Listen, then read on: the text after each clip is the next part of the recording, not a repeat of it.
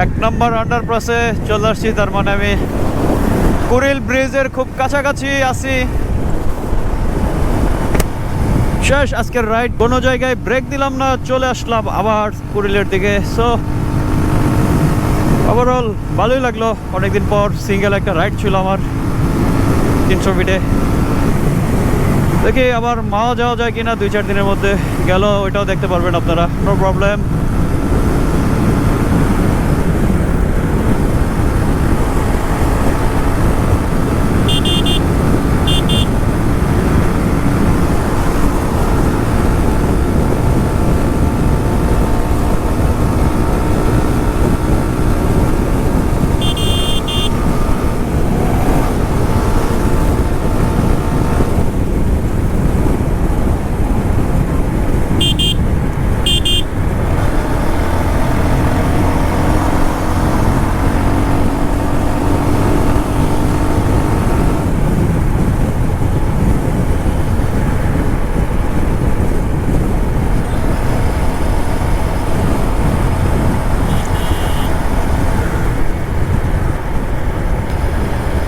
So guys, ভালো থাকবেন সবাই, দেখা হচ্ছে অন্য আরেকটি ভিডিও, অন্য কোথাও থেকে, অন্য কোনো বাইকও থাকতে পারে।